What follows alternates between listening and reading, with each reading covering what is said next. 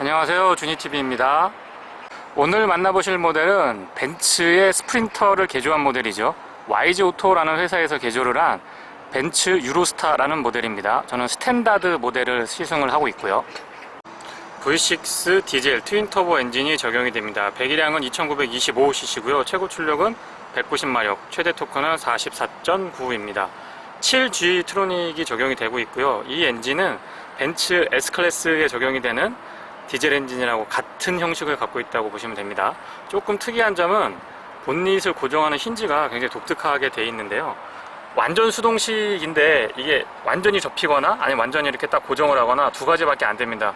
중간에 리프트업을 하거나 하는 거는 안 되고요. 이렇게 두 가지로 돼 있어서 닫거나 열거나, 열어서 고정하거나 닫거나 이 두 가지만 선택이 가능합니다. 독특하죠. 짧은 본닛과 커다란 그릴은 승합차의 이미지를 확실하게 보여주고 있고요. 이 차량은 지금 VIP용으로 시트가 개조가 되어 있다 보니까 하단부에 이런 멋스러운 에어 스포일러도 장착이 되어 있습니다. 측면부까지 바디킷이 적용이 되어 있어서 조금 더 세련된 느낌을 전해주고 있습니다. 참고로 이 모델은 유로스타 스탠다드 모델이고요. VIP 모델, 럭셔리 모델 이상의 모델의 그 외관은 고스란히 갖추고 있다고 보시면 됩니다. 그릴 굉장히 크죠. 이렇게 듬성듬성 되어 있는 부분이 승용이라기보다는 승합이라는 이미지를 잘 보여주고 있고요. 커다란 벤츠의 엠블럼은 어디에서도 그 존재감을 확실하게 드러내고 있습니다. LED 헤드램프나 뭐 HID 같은 거는 적용이 안 돼 있지만 프로젝션 타입까지는 적용이 되어 있습니다. DRL은 하단 쪽에 이렇게 자리를 잡고 있고요.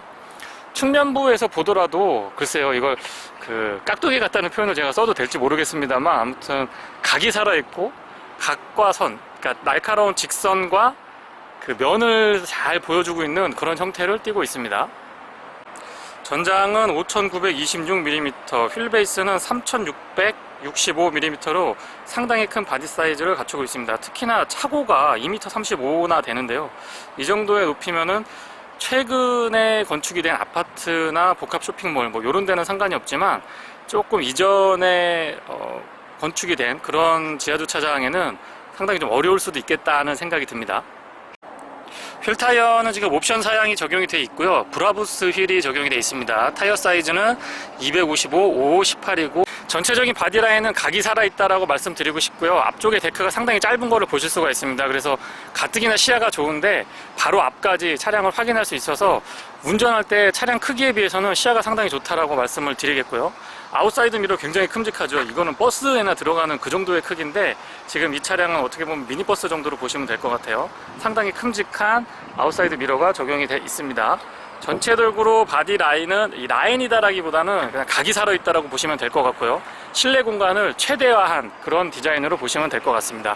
하단부에도 조금 안 어울릴 수도 있지만 이 큼직한 차량에 바디킷이 적용이 되어 있어서 나름 또 멋스러움을 강조해주고 있고요. 다시 말씀드리지만 브라부스 옵션 사양입니다.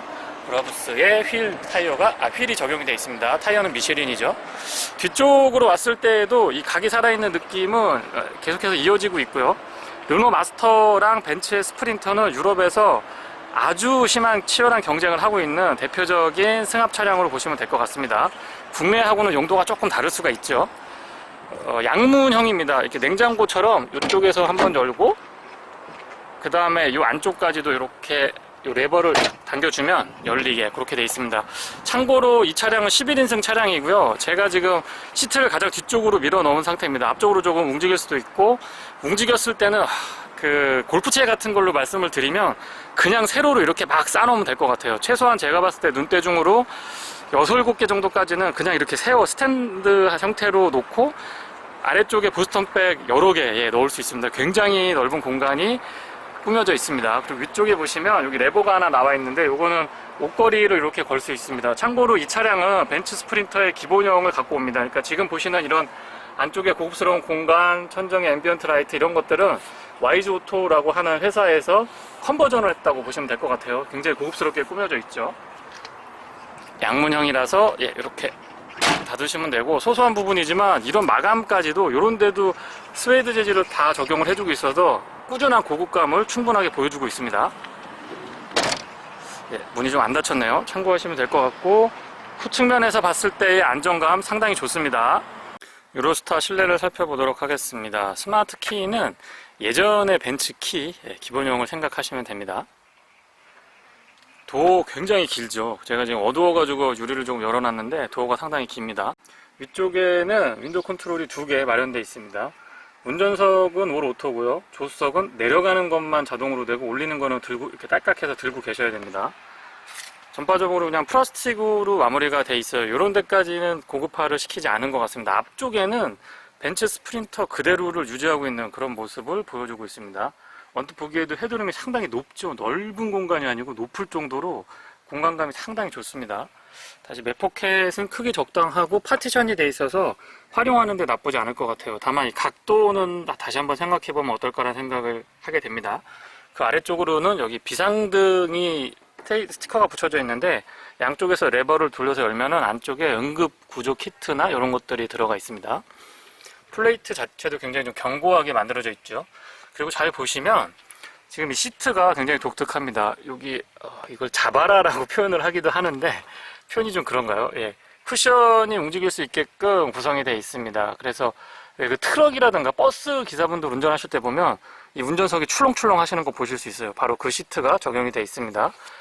그리고 요거는 펌핑 타입이라서 높낮이 조절을 할 수가 있고요. 참고로 이 돌돌이라고 표현을 많이들 하시는데 기어 방식으로 완전히 수동 방식입니다. 그래서 미세하게 컨트롤이 가능하다는 장점이 있지만 완전히 눕히거나 완전히 눕혀있다가 펴려고 그러면 상당히 좀 불편함이 있는 그런 시트 조작 방식입니다.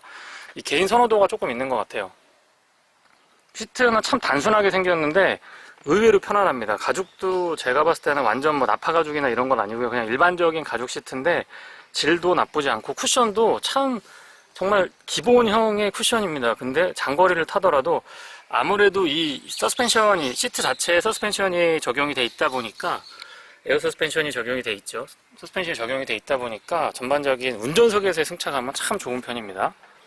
페달은 지금 일반형이 적용이 돼 있고 조금 작은 듯 싶죠. 풋레스트는 넉넉하고 이 각도가 완만해서 편안하게 사용을 하실 수가 있습니다. 측면에서 보시면 로터리 타입의 조명 스위치가 마련이 되어 있습니다. 그리고 열선 포함이 되어 있고요. 스티어링도 보시면 가죽이 아니고 마무리가 그냥 우레탄 재질로 그대로 노출이 되어 있습니다. 근데 이렇게 나쁘진 않은 것 같아요. 그리고 이 스티어링 자체를 당기고 그 다음에 높낮이 조절하고 이런 것들은 여기에서 수동 방식으로 레버 타입으로 준비가 되어 있습니다. 안쪽에 한번 타보면 이렇게 말 그대로 차에 이렇게 올라타는 듯한 느낌이 전해집니다. 클러스터는 전통적인 벤츠의 방식이고요. 이 키를 사용을 해서 돌리는 형태의 옛날 시동 방식입니다. 키온했을 때 보시면 다양한 정보들 확인하실 수가 있고요. 클러스터의 폰트도 그렇고 기본 구성이 굉장히 심플하기 때문에 다양한 정보들을 비교적 효율적으로 확인하실 수가 있습니다. 한글화는 안 돼 있어요. 에드블루 같은 것들은 뭐 그냥 이렇게만 보셔도 충분히 인지를 할 수 있기 때문에 그렇게 불편하진 않았습니다. 제가 시동을 한번 걸어보면 6기통 디젤 엔진이 적용이 되어 있습니다. 문을 완전히 열어놓은 상태이기 때문에 약간 그 둥둥둥둥둥 하는 소음이 들릴 수가 있습니다. 하지만 진동은 상당히 잘 제어가 되어 있다는 거 다시 한번 말씀을 드립니다. 에어컨은 제가 바람 소리가 나서 잠깐 끄겠습니다. 시동을 살짝 꺼볼게요. 조금 시끄러워서. 에어벤트는 이 승합차의 전통적인 방식 그대로를 활용을 하고 있습니다. 여기에 보시면 이 상단에도 오버헤드 콘솔이 여기에도 지금 마련이 되어 있어요. 생각보다 A4 서류 같은 거 아주 넉넉하게 여기다가 보관을 하실 수가 있어요. 그리고 조수석, 운전석 모두 여기 틈이 있는데 이쪽에도 지금 다 수납 공간으로 이렇게 준비가 되어 있습니다. 여기는 심지어 음료수 같은 거 거치하실 수도 있습니다. 조수석 쪽에도 마찬가지로 준비가 되어 있고요. 지금 이 차는 국내에서 YG오토라고 하는 기업에서 많이 좀 컨버전을 한 상태입니다. 지금 보시면 인포테인먼트도 내비게이션을 포함을 해서 이 YG오토에서 따로 장착을 한 거고요. 이 아래 공조장치는 벤츠의 구형 벤츠의 그 모습을 그대로 하고 있습니다.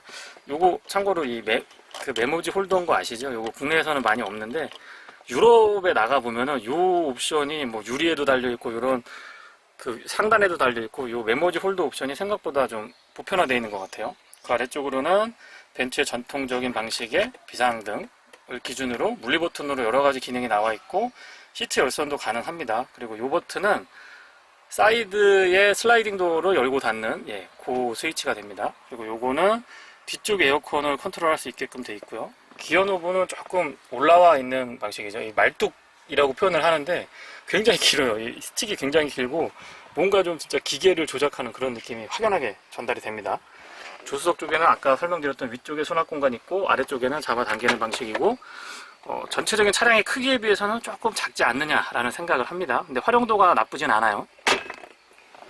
그리고 양쪽에는 요 복도로 그냥 이렇게 지나다닐 수 있도록 준비가 되어 있어서 별도의 그 콘솔 같은 것들은 준비가 안 되어 있습니다. 이쪽에도 수납 공간 활용하거나 이렇게 접이식으로 준비를 해줘도 좋을 것 같은데 그런 점은 조금 아쉽습니다. 그리고 운전석, 조수석 모두 암레스트가 이렇게 준비가 되어 있고 네, 미세하게 컨트롤도 가능합니다. 완전히 펴서 내릴 수도 있고요. 네, 단계별로 조절이 가능하다는 점 언급을 드립니다. 말 그대로 진짜 오버헤드 콘솔 제대로 갖추고 있는데요. 선바이저도 이렇게 준비가 되어 있고 선바이저도 굉장히 크고요. 선바이저 위쪽으로도 보시면 별도의 수납 공간을 이렇게 갖추고 있습니다. 이 공간에도 꽤 많은 것들을 보관하실 수가 있어요. 루프 쪽에도 지금 스웨이드 재질로 깔끔하게 마무리가 되어 있어서 고급감은 충분하게 이어가고 있습니다. 실내등도 보시면 그냥 일반 전구가 적용이 되어 있고요. 뒷좌석 설명 이어가 보도록 하겠습니다. 파워 슬라이딩 타입의 도어가 적용이 되어 있고요. 아래쪽에 이 키킹 플레이트가 자동으로 나왔다 들어가는 형태입니다. 참고로 이 플레이트는 사람이 있어서 이 몸에 닿게 되면, 다리에 닿게 되면 자동으로 툭 안으로 들어가는 그런 안전 기능도 포함되어 있습니다. 플레이트 굉장히 견고하고요. 차량에 올라설 때는 2단계를 넘어서 안쪽으로 진입할 수 있게 준비가 되어 있습니다. 굉장히 편안하고 어린 아이들도 쉽게 올라올 수가 있습니다. 이쪽에는 LED 타입의 실내등이 적용이 되어 있네요. 바닥은 지금 보시면 요트나 이 고급스러운 배에서 봤던 그런 바닥 마무리가 엿보이는 것 같습니다. 그리고 운전석, 조수석 뒤쪽에는 이렇게 별도로 발받침이 있어서 뒤쪽에 앉으신 분들이 아주 편안하게 앉을 수 있게끔 준비가 되어 있습니다.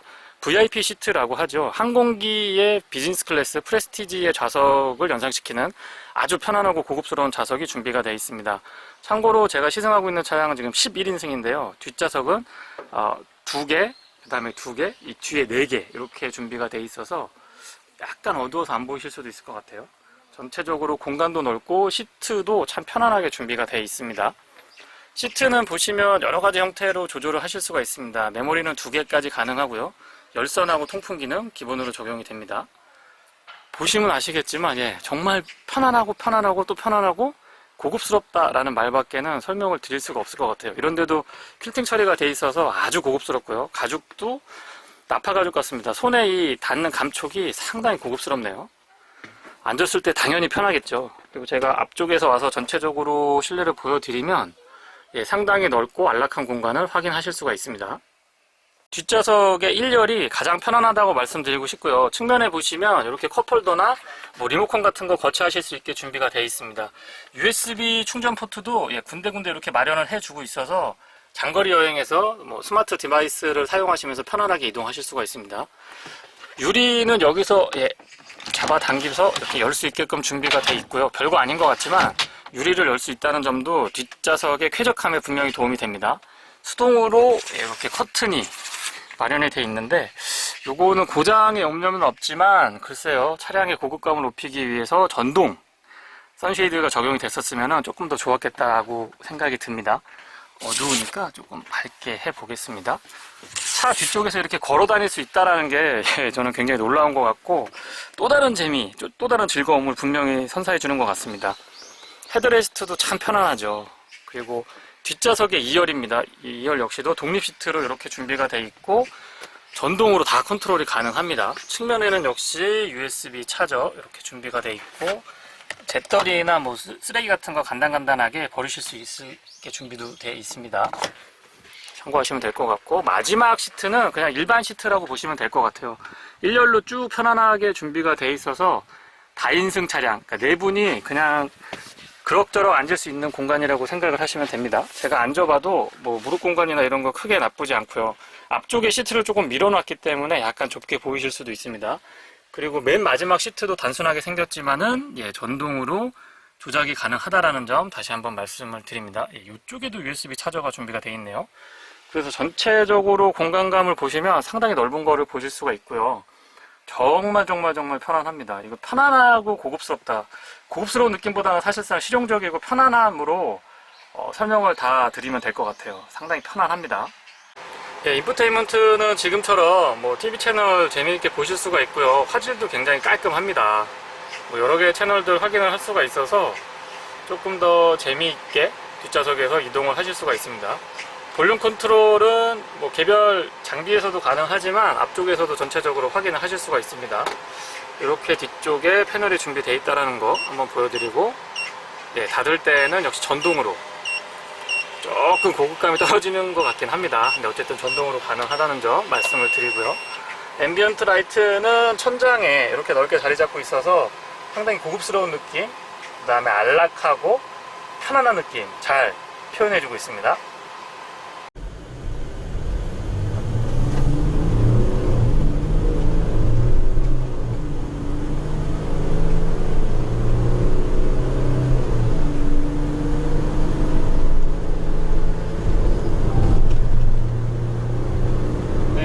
이 정도가 제로백인데요. 계기판상으로 100km고 GPS상으로는 96km까지 찍히네요. 차량 크기를 생각을 하고 무게 같은 거 고려해 봤을 때는 나름 나쁘지 않은 제로백이라고 생각을 합니다. 마일드하면서도 듬직한 토크감이 정말 마음에 듭니다. 벤츠 스프린터 YG 오토의 유로스타죠. 시내에서 시승을 하고 있습니다. 먼저 차량 크기가 굉장히 크기 때문에 요 차선 폭에 좀 삐져나가지 않을까, 아니면은 시내에서 주행을 할 때 조금 부담스럽지 않을까라는 생각을 했었는데, 차선 폭 안에 들어오는 거는 그렇게 부담스럽지 않았습니다. 왜냐면 전방 시야가 상당히 좋고요. 또 운전 포지션 자체가 약간 위로 올라와 있기 때문에 일반 승용차나 SUV 몰 때보다는 확실하게 편안합니다. 그러니까 시야가 좋다 보니까 이 차 폭에 대한 부담은 크지 않고요. 또 양쪽에 아웃사이드 미러가 일반 그 버스에서 사용하는 그런 수준의 아웃사이드 미러를 갖추고 있다 보니까 더더군다나 더 편안하게 시내에서 주행을 할 수가 있습니다. 그리고 지금처럼 에코 모드로 놓게 되면 스탑앤고 기능, 시동이 꺼졌다 켜졌다 하는 기능도 기본적으로 갖추고 있고요. 오히려 저는 이 길이가 휠베이스가 3m 60을 넘어서는 걸로 제가 기억을 하고 있는데, 3665mm로 알고 있는데, 그 휠베이스가 길고 또 전장이 5m를 넘어가다 보니까 길이 때문에 시내 주행에서 약간 좀 부담스럽고, 그 다음에 건물이 새 건물 말고요, 조금만 한 5년에서 10년이 넘어선 건물들은 대부분 이 실내의 고가 2m 30, 2m 50 요 기준이 안 됩니다. 2m 10이나 뭐 2m 30이라고 해도 안쪽에 뭐 내장 복구하면 좀 안 되기 때문에 그런 거는 제가 조금 불안했던 것 같아요. 그거 두 가지, 길이하고 이 높이 때문에 그렇지 폭에 관련돼서는 크게 부담스럽지 않다라는 거 말씀을 드려봅니다. V6 디젤 3리터 엔진이 장착이 되어 있는데요. 개인적으로 제가 굉장히 좋아하는 엔진입니다. 이 엔진은 제가 알고 있기로는 벤츠의 여러가지 차종에 지금 적용이 되고 있는데, 여러분들도 잘 아시는 벤츠 S클래스에도 이 엔진이 사용이 되고 있습니다. 190마력의 토크가 40대 후반 정도로 제가 기억을 하고 있는데, 오히려 같은 엔진을 가지고 출력을 조금 높이게 되면 내구성이라든가 아니면 연비라든가 뭐 여러가지 측면에서 좀 영향을 받을 수 있습니다. 근데 지금 이 엔진은 개발 상태 그대로 지금 적용을 한 걸로 제가 들었는데요. 아무래도 그래서 그런지 이런 그 스프린터와 같은 승합 차량을 움직이는데, 그리고 이런 차량들에서 장기간 장거리 주행을 하기에는 적합한 셋업이 아닌가라는 생각을 합니다. 미션은 지금 7G 트로닉이 적용이 되어 있는데, 시내 주행에서 기어비가 고르게 분포를 이루고 있기 때문에 크게 불편하지도 않았고요. 또 가속 페달을 밟았을 때 움찔움찔하는 느낌이 아니고 부드럽게 쭉쭉 뒤에서 이제 밀어주는 약간 그런 느낌, 힘이 좀 있으면서 그게 좀 제어가 되어 있는 그런 느낌이라서 아주 그 가속감이라든가 순간적으로 치고 나갈 때도 기분이 상당히 좋습니다. 물론 승용차라든가 SUV 좀 디젤 스포츠형 차량들이 있어요. 그런 차량들의 어떤 박진감 넘치는 그런 느낌은 분명히 아니지만, 차량의 크기를 생각을 한다면 나름대로 아주 꾸준한 토크감을 즐기실 수가 있을 겁니다.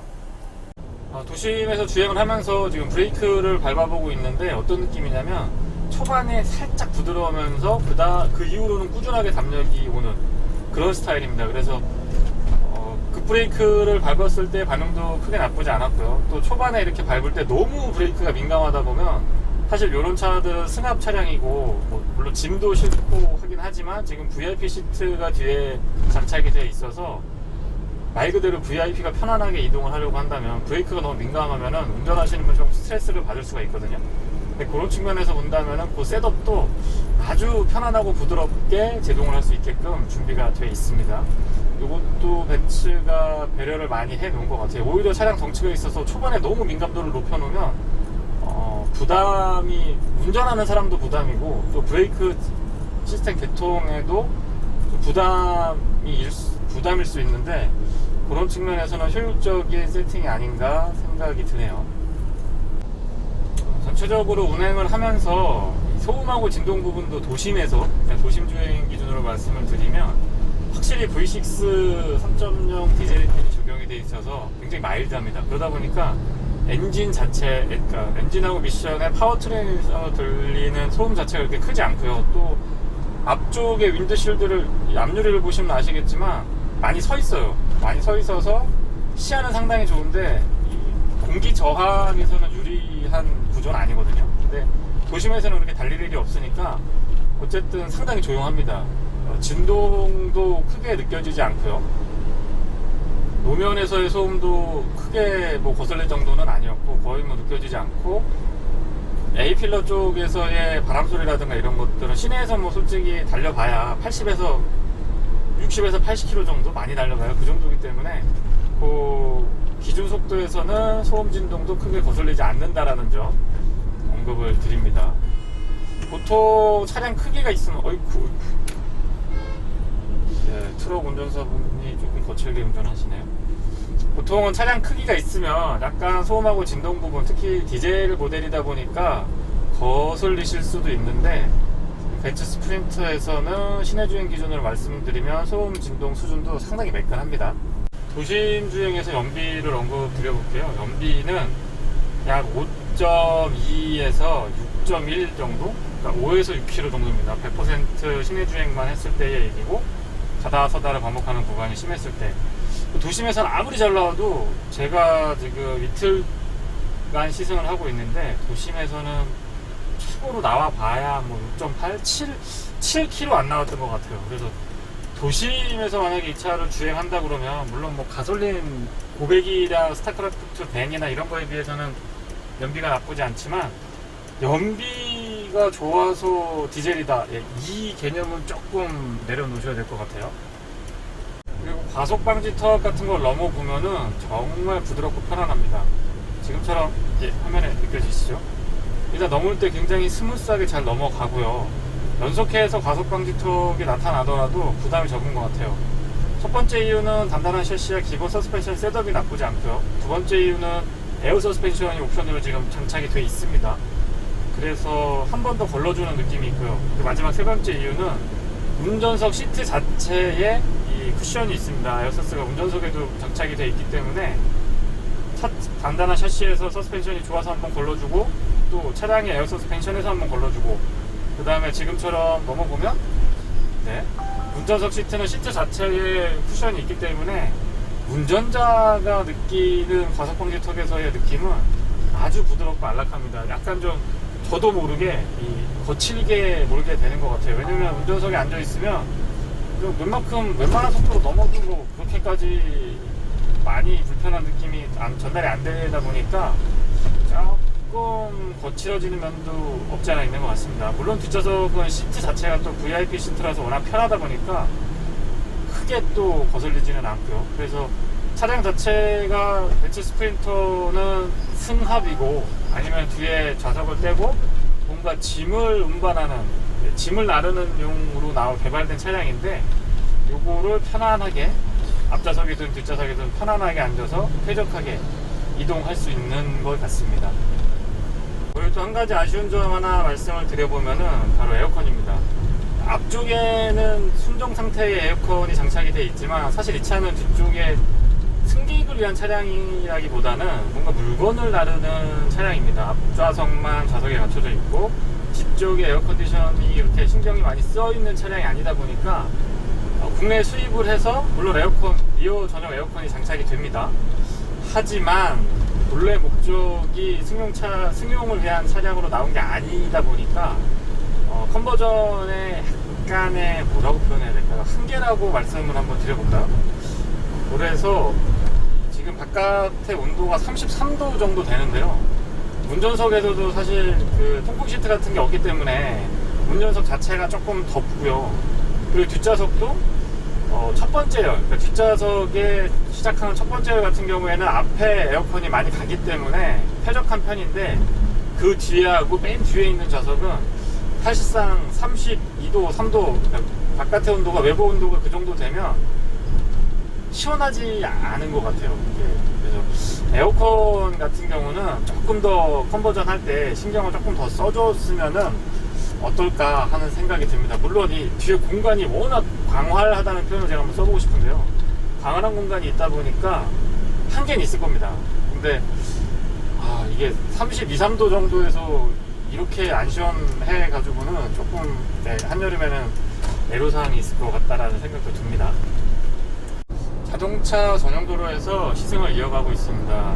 벤츠 스프린터는 자동차 전용 도로에서 그 진가를 제대로 발휘한다라고 말씀드리고 싶습니다. 왜냐면 너무너무 편안합니다.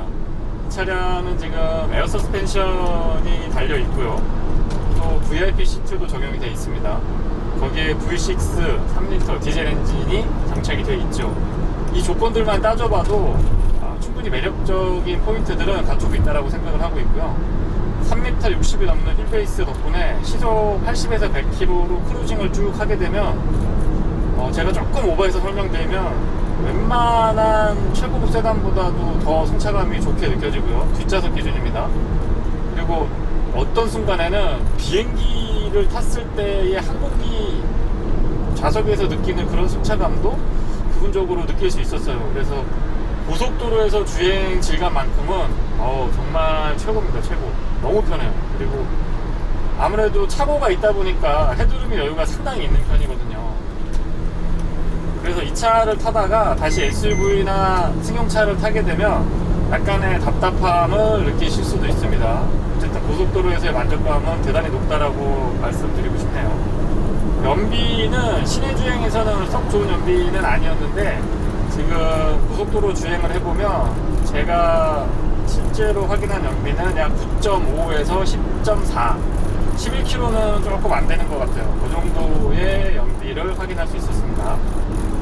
그리고 풍절음은 지금 이 차는 110km에서 리밋이 걸립니다. 그래서 더 이상은 달릴 수 없기 때문에 시속 110을 넘었으면은 아마 좀 더 커질 것도 같아요. 근데 제한속도 범위 안에서는 A필러가 이 정도 서 있는 차량이면 풍절음이 거슬릴 법도 한데, 그런 점은 참 마무리가 잘 돼 있다라고 생각이 됩니다. 다만 이제 이 유리가 그냥 일반 유리가 적용이 돼 있다 보니까 이 유리에서 약간 그 울리는 느낌? 바깥쪽에서 차가 지나가거나 아니면 노면소음 같은 것들이 바닥에서 올라오는 게 아니고 이 측면 유리 때문에 소음이 약간 느껴지기도 합니다. 어쨌든 풍절음은 110km까지 달렸을 때 크게 거슬리지 않았고, 노면소음도 바닥에서 올라오는 거는 거의 거슬릴 정도는 아니었습니다. 다만 이제 유리 쪽에서 느껴지는 약간의 소음들, 주변 소음들, 그런 거는 좀 있다라는 점 말씀을 드리고요. 지금처럼 고속도로에서 그 요금을 낼 때도 차고가 워낙 높다 보니까 또 시트 포지션도 높거든요. 옆에 그 계산하시는 분보다 제가 약간 더 높은 포지션에 앉아 있는 것 같아요. 그래서 굉장히 편안합니다. 이용해 주셔서 안녕하세요. 보통 승용차를 타고 다닐 때는 그 계산하시는 분들을 제가 위로 이렇게 올려다보면서 계산을 했었는데, 하이패스 있으면 물론 상관없겠죠. 근데 지금 같은 경우에는 제가 계산하시는 분을 위에서 아래로 내려다보면서 계산을 할 수 있습니다.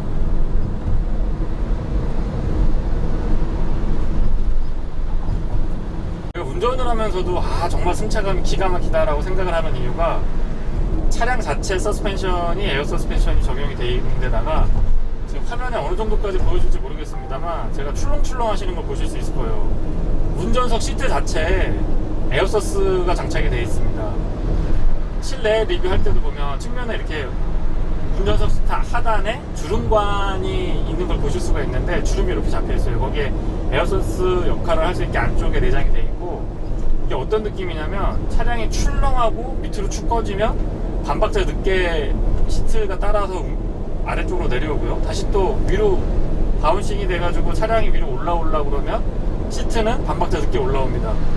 약간 상쇄되는 느낌이 있는 것 같아서 아주 노면이 안 좋더라도 일단 차량 자체에서 굉장히 셰시도 단단하고 에어 서스펜션이 한번 걸러주고요, 운전석에서 이 시트 자체, 운전석 시트 자체에 에어소스가 또 있기 때문에 이중으로 걸러줍니다. 그러다 보니까 아주 편하네요. 운전석에서는 정말 플래그십 세단이 부럽지 않을 정도로 정말 유연하고 편안하고 부드러운 승차감을 느끼실 수가 있습니다. 그리고 지금 차량의 실내가 워낙 넓다 보니까 아마 제 목소리가 조금 불려서 전달이 될 것 같아서 그 점은 조금 걱정이 되긴 합니다. 가끔 해외에 출장이나 여행을 갔을 때 벤츠 스프린터를 타본 적이 있습니다. 물론 뒤에 이제 스탠다드 형태로 여러 개의 일반 시트가 적용되어 있는 차량을 타봤는데, 그때 제 기억은 엄청 하드했거든요. 근데 생각해보면 휠도 그냥 스틸에다가 18인치가 아니었던 걸로 저는 기억을 하거든요. 17인치로 기억을 하는데 지금 이 차는 18인치 사양인데도 불구하고 에어소스 영향을 굉장히 많이 받는 것 같아요. 스프린터 자체가 셰시도 단단하고 이 하체 셋업이 굉장히 타이트한 걸로 유명한 차량인데, 그 차량에 VIP 시트를 얹고 서스펜션을 개조를 해서 소위 그 하이 오너드를 겨냥을 한 그런 차량으로 완전히 탈바꿈한 것 같습니다. 아시겠지만 이 차량은 벤츠에서 만든 스프린터고요. 벤츠 스프린터 기본형, 그러니까 지금 국내에 수입이 될 때는 앞좌석만 있고 뒤에는 아무것도 없는 상태로 옵니다. 그래서 내장이라든가 뒤에 시트 같은 것들은 국내에 YG 오토라고 하는 컨버전 전문 회사죠. 왜 익스플로러 밴 같은 경우도 스타크래프트라고 하는 아주 유명한 컨버전 회사에서 그 차량을 컨버전 해주고, 어떻게 보면 스타크래프트 밴이 대명사가 될 정도로 더 유명한데요. 지금 국내에서도 YG 오토라는 회사에서 그런 형태를 띄고 있습니다. 아직까지는 국내 시장에서 컨버전 차량의 수요는 제가 알고 있기로 그렇게 많지 않은 걸로 알고 있는데, 향후에는 조금 그 수요도 많아질 걸로 저는 기대를 해보고요. 또 그런 컨버전을 할 수 있는 회사들이 많아지는 거는 자동차를 좋아하는 사람 입장에서는 굉장히 환영할 만한 일이라고 생각을 합니다.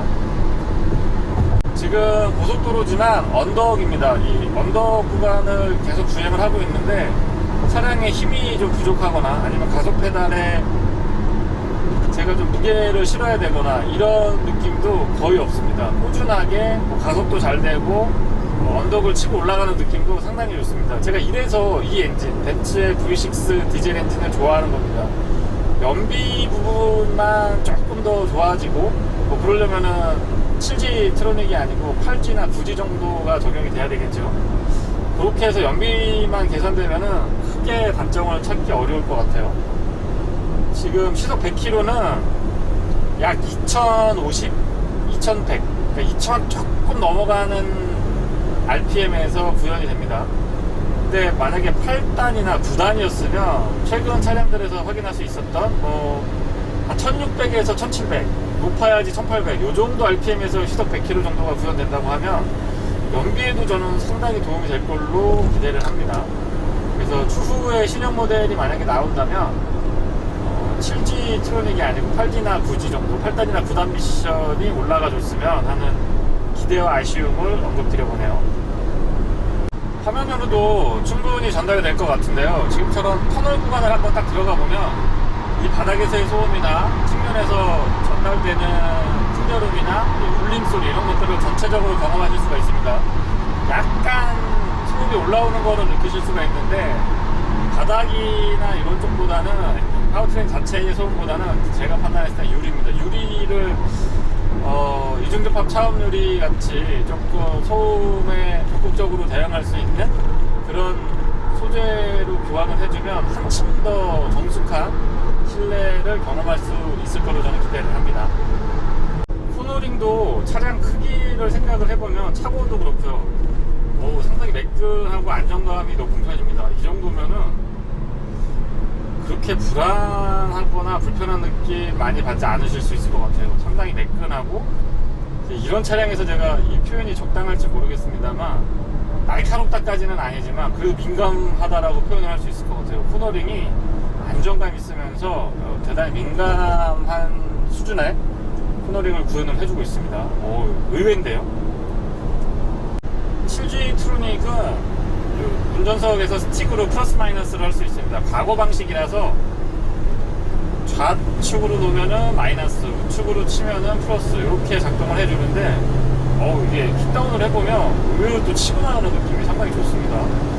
아무튼 110km의 속도 리밋이 걸리는데 110km까지는 아주 시원시원하게 가속을 해주고 차량을 운전을 하다 보면 이 높이나 길이나 폭, 그러니까 전체적인 차량의 크기가 그렇게 거슬리지 않는 것 같아요. 이게 참 희한한 것 같아요.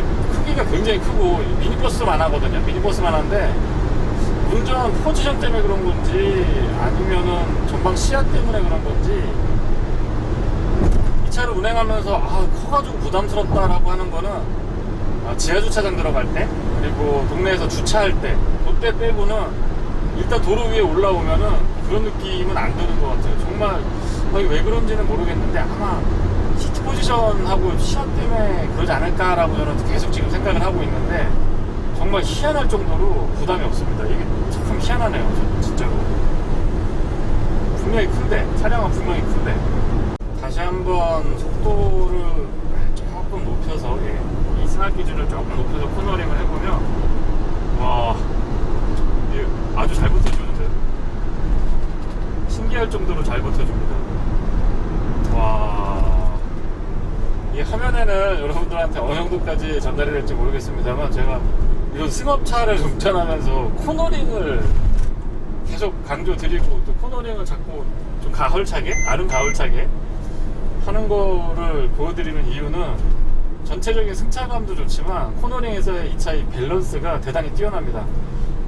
같이 언급드려서 조금 죄송합니다만은 현대자동차의 솔라티라는 차량이 있습니다. 제가 그 차도 시승을 해봤는데 일단 편의사양이나 전체적인 실내의 안락한 이런 것들은 크게 차이가 안 나요. 오히려 솔라티가 더 좋은 점들이 많은데 이 차량의 기본기 베이스 그리고 코너링에서는 이 스프린터 압승입니다. 압승.